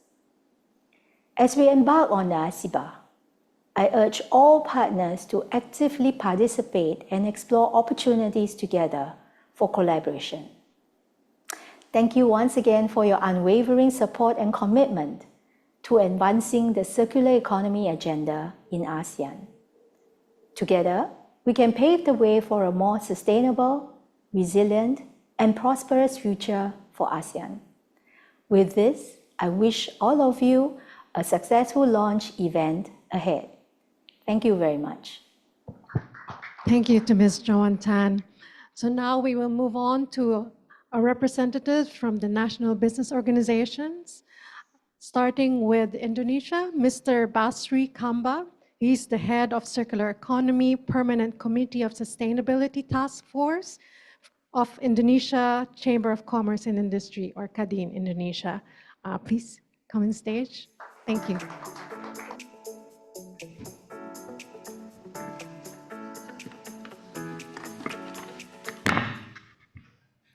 It's a good start to wake up everyone. Assalamualaikum warahmatullahi wabarakatuh. Very good afternoon to everyone, and including those in the online. So I think Ambassador Sujiro already left, and His Excellency Satvinder Singh, the Deputy Director General ASEAN Economic Community, and then Gil Gonzalez, who joined us from online, and Pak Thomas from the ACEBA and the CEO ASEAN CSR Network also. Yes, I think we all miss Ibu Yanti, my dear friend, and Rene, and Zinalida, and Pa Aldo, and everyone, ladies and gentlemen. First and foremost, I would like to thank for having Kadin here, representing 16,400 plus members of Kadin in the launch of the ASEAN Circular Economy Business Alliance that we call ACEBA. It is an honor for me to stand before everyone representing the Indonesian Chamber of Commerce and Industry as we embark on this very, very important journey towards a more sustainable and circular economy in Southeast Asia. Because we know that ASEAN representing 10 countries, but a very huge market, I think 670 million people. And this event is actually strongly funded by EU, a country of 27 countries with 450 million population. So altogether, we are talking about a market of 1.1 billion populations. I think I also see some friends from KLHK, is it, Bu? And Bapenas, because 2 weeks ago, I'm also one of the judge for the Bank Sampah Nasional, which is also, Rene, I think 2 sample cases from Indonesia should be more than 2, because there are a lot actually actions from Indonesia, across Indonesia. Ladies and gentlemen, circularity cannot be achieved in isolation. No single company, no single government can make a leap about this circularity alone. So we must work closely with stakeholders across the entire value chain. For the textile industry, we talk about from designers and manufacturers to retailers and consumers. Understanding the importance of these industry-led initiatives in our path to advancing sustainability, especially in waste management activities, the Indonesian Chamber of Commerce and Industry already launched its own sustainability task force, trailblazing for the initiative for Indonesia. This task force main vision is to reach our common goal of net zero initiative in 2060. In doing so, Kadin, the chamber, is committed to embracing the circular economy. Kadin has urged, including all industry, including the textile and fashion, to adopt sustainability principles throughout their practices and their operations.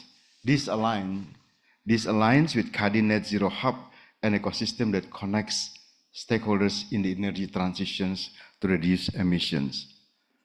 Bapak Ibu sekalian, I think a week ago or 2 weeks ago, Bapenas, somebody from Bapenas here, maybe online, already launched the so-called of a roadmap and national action plan of economy circular. So talking about 2025 to 2045, it's already available in the website. It's a huge effort, but I think as the EU ambassador mentions, we need a genuine, a deep action on this one. We don't want any papers, documents that's only beautiful, but it's not implementable. Bapak Ibu sekalian, let me talk also about specific on the textile industry. Right? So I think everyone in the circular or sustainable textile learned very hard about the bankruptcy of Renewcell. What's happened about the Renewcell in Sweden, and then now it's already being taken over by Altor. They changed the name from Renewcell to Circulose, right? So it's a good movement actually, a good initiative that somebody already taken over on that business. It's from fiber to fiber. So here in Indonesia, a lot of efforts, because talking about circular fashions or sustainable fashions is quite challenging, especially to the consumer, to the customers, to the consumers, because talking about sustainability specifically on circularity is not only about recycle. It's not about simply about reuse. No, the value change, the investment is also complex and it's very expensive. For Kadin, Indonesia has committed to reducing its greenhouse gas emissions by 29% by 2030 under its nationally determined contributions that we call NDC. The implementations of a circular economy can play a significant role in achieving the goal. The transition, the shifting to circular economy is not just an environmental imperative, it also presents a multitude of economic and social benefits. Let me give you some benefits for Indonesia on the NDC. Number one is reduce waste generation. A circular economy can help to reduce waste generations in all sectors across the Indonesian economy by 18 to 52%. So 18 to 52%. The second is reduce the CO2 emissions.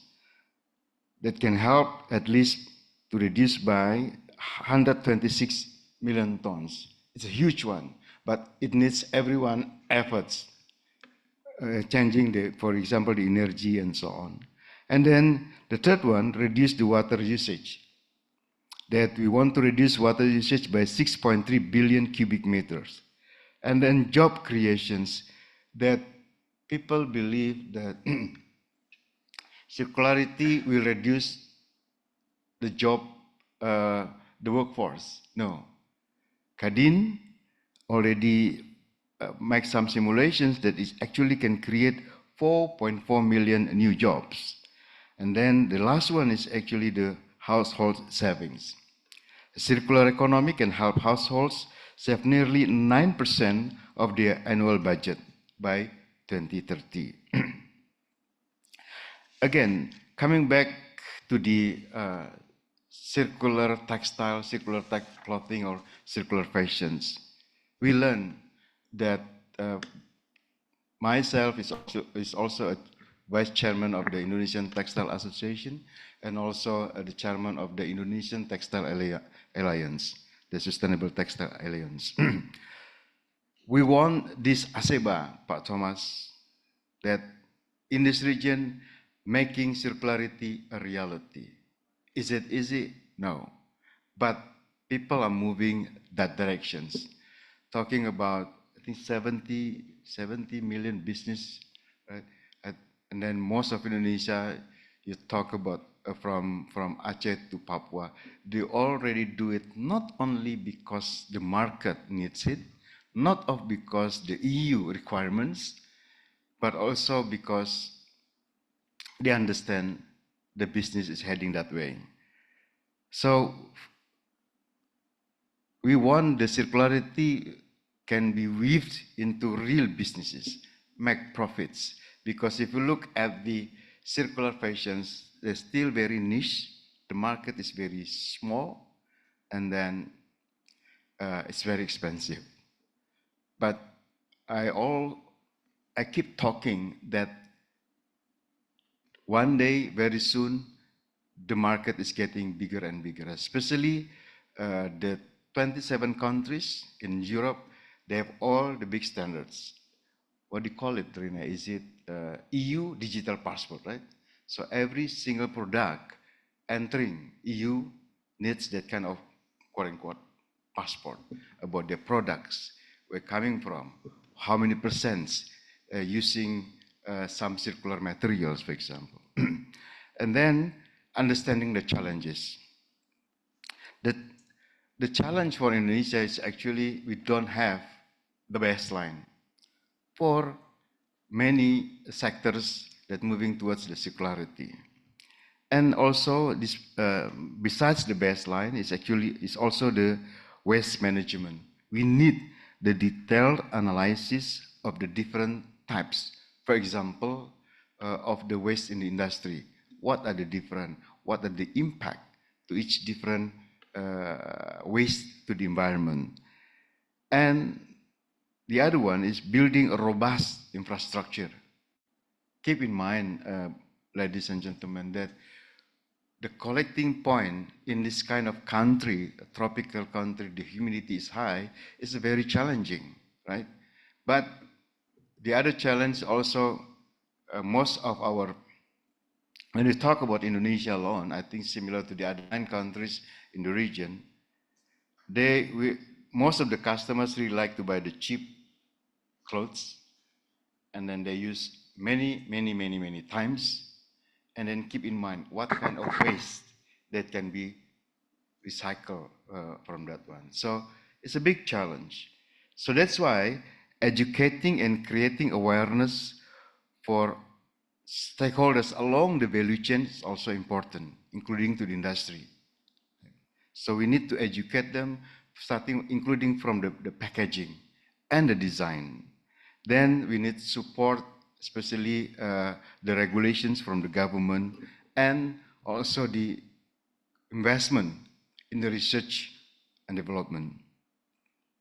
And last but not least is actually the consumer awareness. For us, this is another big homework. I hope that the ACEBA together, we can find some practical campaign that can go to the millennials about why they need to think before they buy something. So Kadin hope that this initiative of ACEBA and the launch of ACEBA will serve as a valuable resource, a valuable network for policymakers across the region, industry stakeholders, and companies interested in promoting sustainable practices and contributing to a more circular economy in ASEAN. Thank you. Thank you, Mr. Kamba. We now have our next speaker, Dr. Nimnyual Piao Tongtam, Chairperson of the SME Committee at the Joint Foreign Chamber of Commerce in Thailand, or GFCCT. She is joining us online, and she will just give a short statement. But Dr. Nim, are you online? Yes, I am. Can you hear me? Yes, we can hear you clearly. Please go ahead. สวัสดีค่ะ Greetings from Bangkok to Excellencies and all the delegates who are here to make changes. It is my great honor to share with you our commitment to support ACEBA. First of all, I would like to congratulate all the lead partners in launching the ACEBA to support the business in ASEAN, especially the SME. Since this morning, I have seen, not only the essence and how important the ACEBA is, but also have seen many active initiatives for the greener world, especially for the MSME. I have to emphasize the MSME because here at the JFCCT, I represent the SME committee. Allow me to give a little bit background on what the JFCCT or Joint Foreign Chamber of Commerce in Thailand is. We are an umbrella organization that we have total 36 chambers and trade association inside. With around nearly 9,000 companies. And of course, most of us are SME. We have many large multinational companies, and also we have the SME. That's why, it is very important that the SME committee where I'm from, that we met with the Switch Asia about nearly 2 weeks ago and discussed about ASEBA and the work has been done. Personally, I am also a member of the ASEAN MSME Advisory Board. What I have seen that this work, it's very, very important. And why it is very important? Yes, everyone know that it is nowadays you have to, the green business, the green transition is very important. Not even we talked about, the green European Green Deal that will come to effect maybe a bit later for the SME. But I think what affect us now, it's the change of the climate and the change of the environment. We don't live or don't have the luxury of the things that we had before. So that's why it is very important to include the SME or the MSME into the circular economy initiative. And, just to mention that we met with the Switch Asia team in person last 2 weeks in Bangkok. And I think this is not only the wonderful initiative, but I think this would give a lot of inspiration, especially when you have the business cases. It didn't have to be the big companies. It did that, to take care of the environment. I think it's a job of everyone. But as you know, the SME, we have the lack of, financial support and knowledge and so on. That is why, I personally think that ACEBA would be very essential to be the big movement for us in the region. And thank you for all the support from, the European Union and everyone who support, the ACEBA. That's what's happened here would be, us as a Joint Foreign Chamber of Commerce in Thailand, we will give full support to ACEBA. And not only that, because we have nearly 50 years of our organization, we have built a lot of good network with the government and also with other private sector, which we would be very happy to bring them on board, to bring them as our alliance. That would be our commitment here today. Last but not least, I would like to thank you, all of you, for supporting, for helping, including the SME into the circular economy. Just a bit of the work that we are doing right now is we, as a Joint Foreign Chamber of Commerce in Thailand, we are going to launch the ESG for SMC project, which will come up very soon. And we already got the agreed support from the Switch Asia that they will also support us. I'm very much looking forward to work with ASEBA and all of the stakeholders here. Thank you very much and congratulations once again for the launching of ASEBA. Thank you. Thank you, Dr. Nim. So now we open the floor to the audience who are joining us in this event, online and also in person. We have one question that was posted on the chat by Mr. Rakesh Vasirani, who is from the Inclusive Business Asia Pacific. He asked if did the team came across catalytic policy frameworks that supported the business cases and looking at other programs like Vietnam's 2022 program on support for private enterprises and sustainable businesses addressing inclusive business models and circular economy-based business models. Can I ask Renee to just give a short answer to this thing?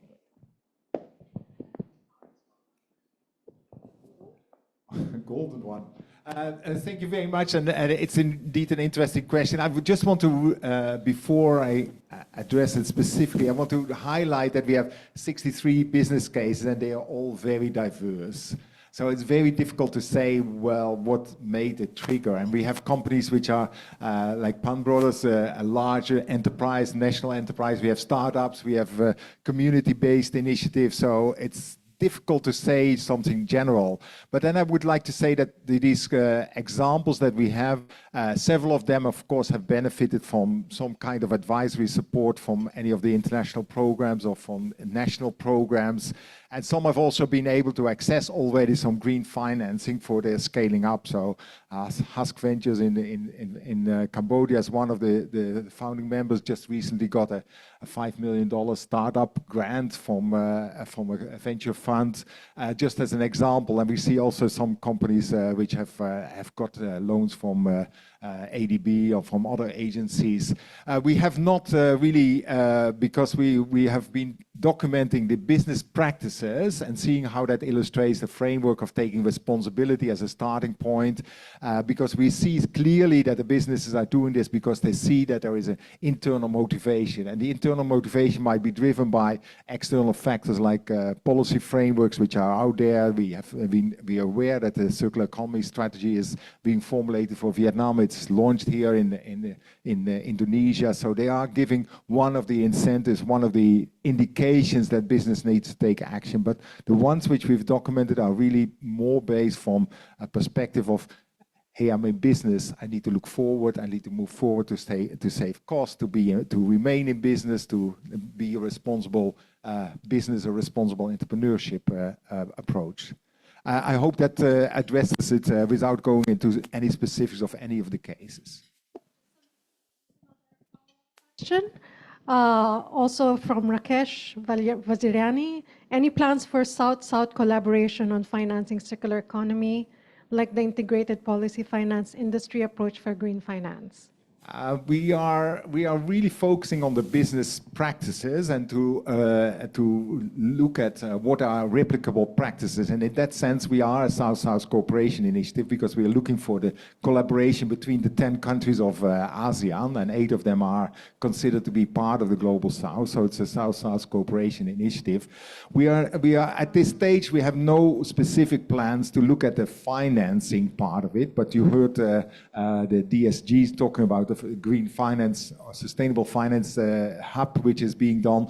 Switch Asia, under some of the other components, is also looking at unlocking finance. So we are seeing that, of course, there are many facets to this circular economy transition. There's policy, there's finance, there's business practices, and this ACEBA is really focusing on what can business from itself do, and then we need to link up with other initiatives to look at the catalytic finance. But it's clear what the DSG said, that we hear that sustainable finance initiatives are really saying, show us the projects, because we have in principle financing, but we don't see the projects. So with this ACEBA, we can also cultivate the projects and showcase these to potential green finance initiatives, and saying that, yes, there are people who are looking for green finance. So there is a difficulty in matching demand and supply of green finance. Okay, thank you, Rene. Thank you. Are there any questions on the floor here with us in the room? Or any statements that you would like to share? Okay, no? There's another question online, which requests to give an explanation on the circular economy importance in Southeast Asia.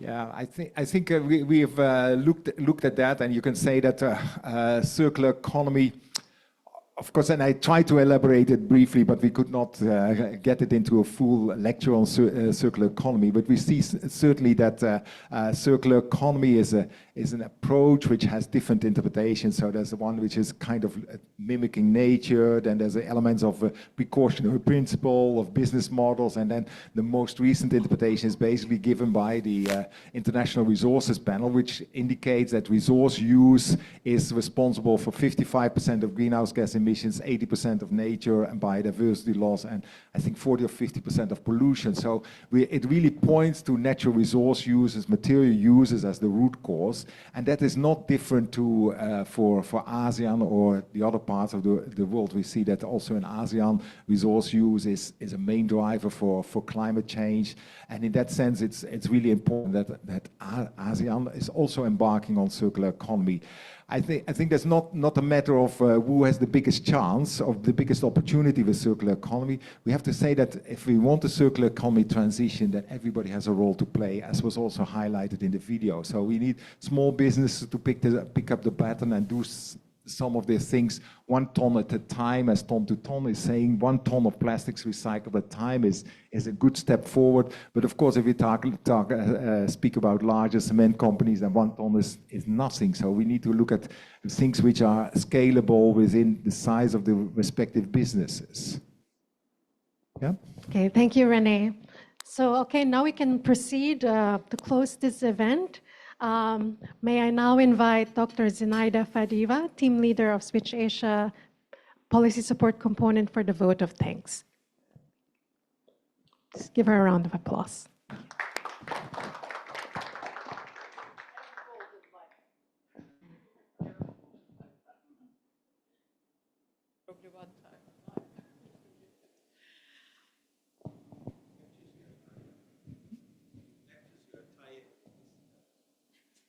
Fabulous, fabulous. I thought it's more about time.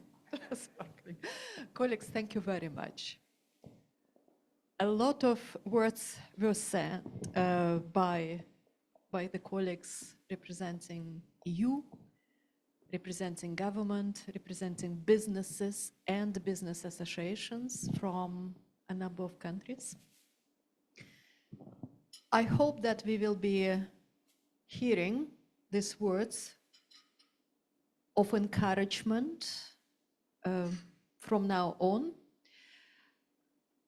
I suppose that what I can do now is maybe to highlight a little bit again where we are now, and also, as it is appropriate at the very end of any meeting, on behalf of the organizer, to take some responsibilities and commitment, because it's really a birth, official birth of ACEBA, as well as ARIBA. Congratulations again to Thomas. What has been done is an acknowledgement that, yes, quite a lot of businesses in ASEAN region, small ones, micro ones, as well as large ones, are already doing something which puts them on the upward journey towards circular economy practices. Mr. Basri said that it's not ideal yet. It's a process, it's a journey. And of course, this journey is becoming much more promising if we march together. So what has been done is indeed we developed a number of principles, 5 of them in this document, blue one, which were co-developed together with different businesses in 7 countries, confirmed and endorsed, which allowed us to speak about circular economy in a particular agreed language, not equating any practice related to the environment to circular economy, but really putting it in the context. So it helps us to develop this discussion further. So this is very important. So the language is there. The ambition now, from now on, to make sure that more and more businesses are speaking this language. So that is why, on behalf of Switch Asia, I must assure you that we will continue working with particularly country leads, which are membership-based business organizations, such as Kadin is us now, such as Dr. Nim, representing the Joint Foreign Chamber of Commerce in Thailand, to mobilize settling this language of circular economy among their members and beyond. We certainly do commit working with different other regional and other international initiatives, either EU-driven or beyond EU, to align our forces with, to strengthen this initiative in different countries. We will be working on curating, documenting, explaining the cases.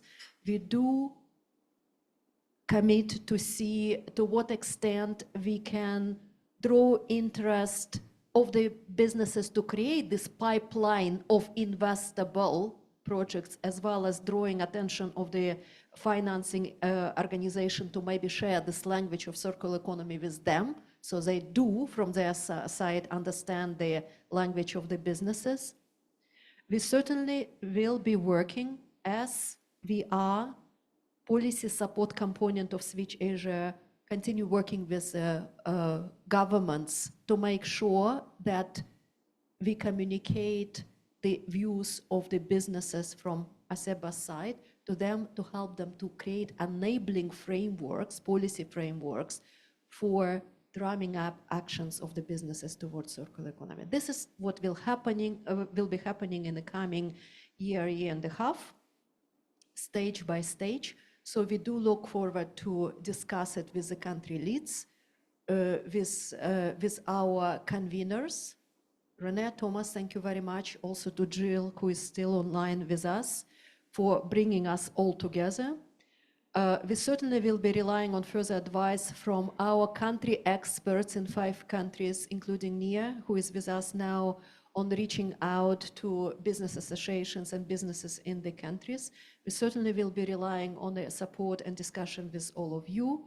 So thank you very much to you in the room. Thank you very much to everybody online. So we certainly will be seeing you in different countries in the months to come for national launches of ACEBA in different countries. And it will give me also a chance now to announce that tomorrow ACEBA is going to be launched specifically for Indonesia and Indonesia in this room. Whoever is interested, please do come back.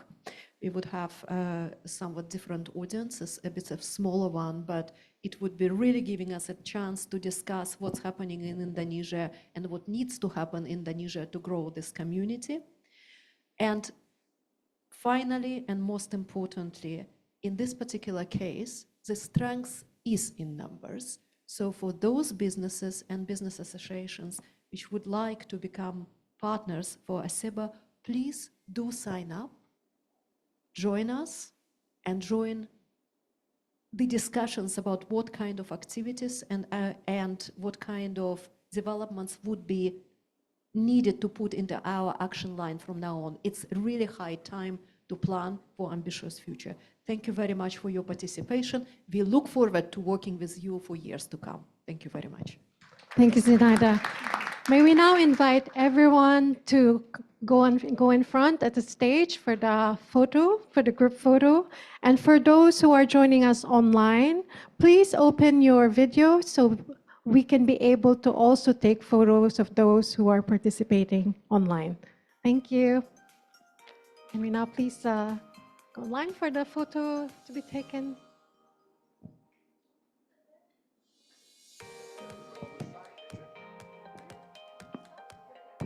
That's all right. You can just take them because they will. Yeah. Please join us. With the photo session. Hmm? Okay.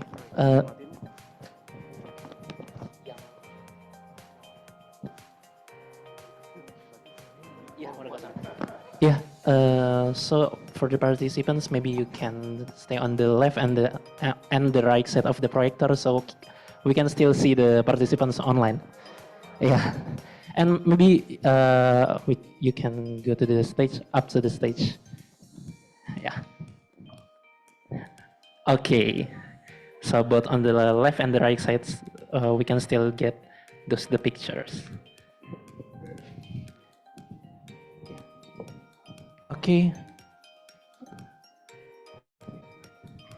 Oh yeah.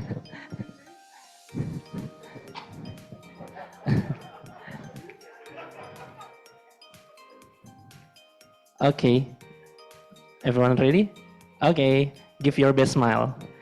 In 3, 2, 1, cheese. One more? Okay. 3, 2, 1, cheese. Freestyle. Oh. Okay. Oh. Okay, Miss Zinaida. Okay. One more again. 3, 2, 1, cheese. Okay. Okay, thank you so much. Back to the MC. Okay, thank you. So just to inform everyone, all the participants, that the PowerPoints presented today, as well as the videos, will be available online through our Switch Asia website, and also the report. Thank you again for joining us, and we look forward to future events of ACEBA in the next months to come. Thank you all for joining us. Good day to you all. Salamat siang. Thank you, everyone. The reception, it will be at the Le Grand Cafe restaurant, which is one floor down from the ballroom at the mezzanine floor. Please join us for lunch, so we'll see you there. Thank you once again.